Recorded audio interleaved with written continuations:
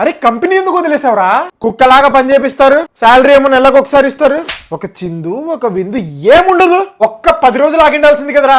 ఏమైనా ట్రిప్ కి తీసుకుని వెళ్ళే వాళ్ళ? అవును, కంపెనీకి ప్రాఫిట్స్ వచ్చినాయంటే అందరినీ ప్రైవేట్ యాట్ లో తీసుకెళ్లారు. ఎన్ని ఫారెన్ బ్రాండ్స్ ఉన్నాయి తెలుసా అక్కడ. ఫారెన్ అమ్మాయిలు డాన్స్ చేస్తూ దగ్గరకు వస్తున్నారు. అసలు కథ వేరుంది. మన హెచ్ఆర్ ఉందిగా, ఎవరు సినిమా హీరోయిన్ లా ఉంటది.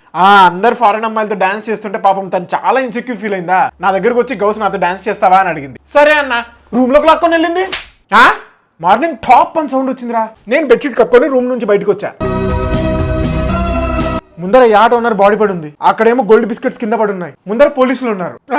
ఆ యాట్ ఓనర్ స్మగ్లర్ అంటారా?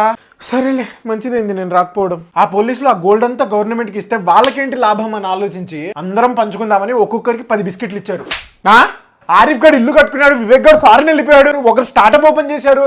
మామ నీ దగ్గర 10 ఉన్నాయి కదరా, నాకు ఒక్కటి ఇవ్వరా. అరే మెయిన్ విషయం చెప్పడం మర్చిపోయారా, ఒక్కడివే రాలేదు కదా. అఫీషియల్ రిపోర్ట్ లో ఆ గోల్డ్ ఎత్తుకుపోయింది నువ్వే అని నీ పేరు రాశారు.